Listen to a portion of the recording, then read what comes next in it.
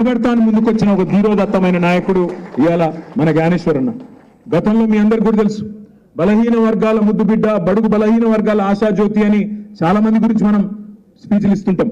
కానీ నిజంగా బడుగుల కోసం, నిజంగా బలహీన వర్గాల కోసం తన పూర్తి జీవితాన్ని త్యాగం చేసిన నాయకుడు, కష్టపడ్డ నాయకుడు కాసాని జ్ఞానేశ్వర్ గారు అనే మాట నేను మీ అందరికీ కూడా గుర్తు చేస్తా ఉన్నాను. ఎందుకంటే ఒక రంగారెడ్డి జిల్లా కాదు, రాష్ట్రం మొత్తం సుపరిచితుడు ఆయన. నేను ఒకసారి ఒక 15 ఏళ్ల కిందట నిర్మల్ పోయింటి, ఆనాడు ఆదిలాబాద్ జిల్లాలో నిర్మల్ నియోజకవర్గంలో. ఆ నిర్మల్ నియోజకవర్గంలో ఒక ఊళ్ళో ఒక జాయినింగ్కి పోయిన 2008-9 ఆ ప్రాంతంలో పోయితే అక్కడ ఆనాడు ముదిరాజ్ మహాసభ యొక్క జెండా దిమ్మే, అక్కడ ఒక పూర్తి స్థాయి ఒక మొత్తం కమిటీ ఉండే. వాళ్ళందరూ వచ్చి కలిసి నాకు అన్న బీసీ డీలకి ఏలకు మార్చాలి, ముదిరాజులను మీరందరూ కూడా పోరాటం చేయాలంటే ఎవరు ఏలకి వెళ్ళియా డీకి వెళ్ళాయా డీలకి వెళ్ళే అయితే వచ్చి అడిగిరు, అదే చెప్తాను. వచ్చి అడిగిరు, అడిగితే నేను అడిగితే ఎవరు ఆర్గనైజ్ చేశారు తమ్మి అంటే వాళ్ళందరూ చెప్పిండ్రు, అన్న మా నాయకుడు కాసాని జ్ఞానేశ్వర్ గారు రాష్ట్రంలో ఇవాళ బలహీన వర్గాలకు, అందులో ముఖ్యంగా ముదిరాజ్ సోదరులకు చాలా సేవ చేసిన నాయకుడు. ఇప్పుడు అన్న యాద్ చేస్తున్నాడు, అక్క గుర్తు చెప్తే అక్క అడిగితే చెప్తా ఉన్నాడు. అది కూడా చేపించిన అన్న బీసీ డీలకేలు ఏలకు చేపించిన ఆనాడే పోరాటం ఫలించింది. కానీ దురదృష్టవశాత్తు హైకోర్టు ఆనాడు కొంత సుప్రీంకోర్టులో అయిపోయింది, అది కూడా సుప్రీంకోర్టులో ఒక చిన్న చిక్కు చాగింది. కానీ అది కూడా అయిపోయింది, తప్పకుండా మా పోరాటం ఫలిస్తుంది అనే మాట కూడా వారు చెప్తా ఉన్నారు. వారికి హృదయపూర్వకంగా మనం సపోర్ట్ కొట్టి అభినందనలు చెప్పాలని చెప్పి నేను కోరుతా ఉన్నాను. ఈరోజు ఆయన కష్టకాలంలో మన కోసం వచ్చిండు. మనం కష్టంలో, పార్టీ కష్టంలో ఉంటే పెద్ద పెద్ద నాయకులు కేశవరావు గారు, కడియం శ్రీహరి గారు ఇవాళ జారుకుంటున్న సమయంలో ఇవాళ ధీరోదాత్తంగా నిలబడి నేనున్నా అంటూ ముందుకొచ్చిన నాయకుడిని కడుపులో పెట్టుకొని చూసుకోవాల్సిన బాధ్యత ఆయన కోసం మనమే నిలబడ్డాం. నేనే క్యాండిడేట్ అన్నంత గట్టిగా కొట్లాడవలసిన బాధ్యత మన మీద ఉన్నది. నిలబడ్డది చేవెళ్లలో కాసాని జ్ఞానేశ్వర్ గారు కాదు, నిలబడ్డది కేసీఆర్, నిలబడ్డది ఇవాళ అక్కడ నిలబడ్డది కేసీఆర్ అనుకొని కొట్లాడదాం. అక్కడ నిలబడ్డది మన నాయకుడు, అక్కడనే ఉన్నాడు, ఆయన కోసం ఓటేస్తున్నామనే ఒక కమిట్మెంట్ తోని కసితో పనిచేద్దాం తప్ప ఇవాళ రకరకాల ఆలోచనలు చేయవలసిన అవసరం లేదు. ఇంకొక మాట కూడా నేను మీకు విజ్ఞప్తి చేస్తా ఉన్నా, నాయకులు పోయే వాళ్ళకి చాలా మాట్లాడతారు. ఇప్పుడు మీకు తెలుసు, పోయేటప్పుడు 2 రాళ్ళు వేసి 10 ఏళ్ళు అన్ని అనుభవించి పోయేటప్పుడు మాత్రం 2 రాళ్ళు వేసి పోతారు. చాలా విచిత్రం అనిపిస్తుంది కొంతమంది మాటలు వింటా ఉంటే. కానీ ఇక నేను వాళ్ళు పెద్దవాళ్ళు, వాళ్ళని నేను ఎక్కువ ఏమి అనను, వాళ్ళ విజ్ఞతగా వదిలేద్దాం, కాలం అన్నిటికీ సమాధానం చెప్తుంది. కానీ ఇవాళ యూట్యూబ్లో మురిగేటోళ్ళు, ఇవాళ మీ చేవెళ్ళలో చిన్నాడు రేవంత్ రెడ్డి గారు కూడా చాలా మాట్లాడింది. దమ్ముంటే ఒక్క సీటನ್ನು గెలుచుకొని చూపెట్టండి అని సవాల్ విసిరిండు రేవంత్ రెడ్డి.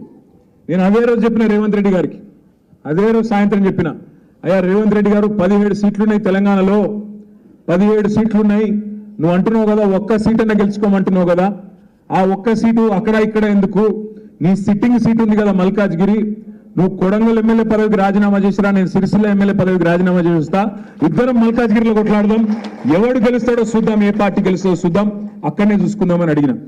దానికి ఇంతవరకు సమాధానం లేదు, ఇప్పటివరకు మాట్లాడే పరిస్థితి లేదు. ఆయన సిట్టింగ్ సీటు గెలవలేడట, కానీ ఆయననట మొత్తం గెలుస్తాడంట, ఆయన మొత్తం రాష్ట్రం అంతా ఊడ్చి పారేస్తాడంట, కేసీఆర్ను 100 మీటర్ల లోపల బొంద పెడతా, 100 ఫీట్ల లోపల బొంద పెడతా అని డైలాగులు కొడతా ఉన్నాడు. ఆయన మాట్లాడే మాటలు, ఆయన భాష, ముఖ్యమంత్రి అయినాక కూడా ఆయన చేస్తున్న విమర్శలు, రోత మాటలు, నిజంగా రోత ముట్టించే విధంగా మాట్లాడుతూ ఉన్నాడు. ఏమంటాడు ఆయన, కొడకల్లారా, నా కొడకల్లారా చీరేస్తా, మెడల పేగులు వేసుకుంటా అంటాడు. ముఖ్యమంత్రి అంటే కూడా మెడల పేగులు వేసుకొని తిరుగుతాడే, మెడల పేగులు వేసుకుంటాడు. పోటీ కొట్టేటోను ఆయన ముఖ్యమంత్రి, పోటీ కొట్టేటోను నాకు అర్థం కాదు, మెడల పేగులు వేసుకొని తిరుగుతా అంటాడు.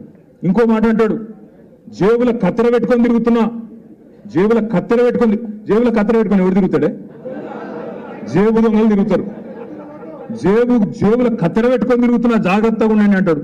మానవ బాంబులు అయితే అంటాడు. ఇంకా గమ్మత్ ఏంటంటే ఇంకా ప్రతిపక్షంలో ఉన్నట్టే మాట్లాడుతున్నాడు ఆయన, ముఖ్యమంత్రి లెక్క మాట్లాడతలేడు. ఆయన దానికే విశ్వాసం కుదురుతలేదు ముఖ్యమంత్రి అని.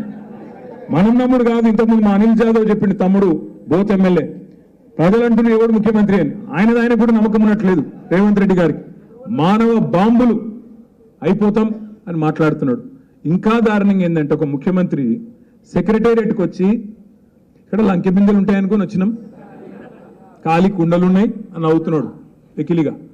లంకె బిందెల కోసం గడ్డపారలు పట్టుకొని, తటపారలు పట్టుకొని, నెత్తి మీద బట్టలు కప్పుకొని అర్ధరాత్రి ఎవడు తిరుగుతాడన్నా? దొంగలు తిరుగుతారు. మరి ఈయన గతంలో ఏం చేస్తున్నారో నాకు ఎరకలేదు, కానీ గిట్లున్నది ఈయన వ్యవహారం. ఇంకా దారుణం ఏంటంటే వెనకటికి నాగార్జునది ఒక సినిమా వచ్చినండే. ఆ సినిమాలో పాట ఉంటుంది, గ్రీకు వీరుడు అని. రేవంత్ రెడ్డి గారు ఈయన ప్రభుత్వం ఎట్లున్నదంటే రోజొక్క లీక్ ఇవ్వాలి యూట్యూబ్కు. ఇగో ఇది జరిగిపోయింది, ఇది గొర్రెల స్కాము, బర్రెల స్కాము, ఫోన్ ట్యాపింగు, మన్ను మశానం. లీకు వీరుడు ఆయన గ్రీకు వీరుడు అయితే నేను లీకు వీరుడు. రోజొక్క లీకు, ఇదో లీకు అదో లీకు, అదయిందంట, 10 లక్షల ఫోన్లు ట్యాప్ అయినాయంట, అదయిందంట. అయ్యా నువ్వే అధికారంలో ఉన్నావుగా స్వామి, దమ్ముంటే ఎవరి మీద చర్య తీసుకుంటావో తీసుకో, ఎవరిని లోపల వాడేస్తావో పాడై, ఏం విచారణ చేస్తావో చెయ్యి. కానీ నువ్వు ఎందుకు చేస్తున్నావు ఇదంతా మాకు తెలుసు. ఎందుకు? ప్రజలు రైతు బంధు అడగొద్దు, కరెంట్ ఏమైందని అడగొద్దు, కింటాల్కు 500 బోనస్ అన్నావు అదేమైందని అడగొద్దు, 2 లక్షల రుణమాఫీ ఏమైందని అడగొద్దు, ఆడపిల్లలు 2,500 రూపాయలు ఏమైందని అడగొద్దు, ముసలోళ్ళు 4,000 రూపాయలు ఏమైందని అడగొద్దు.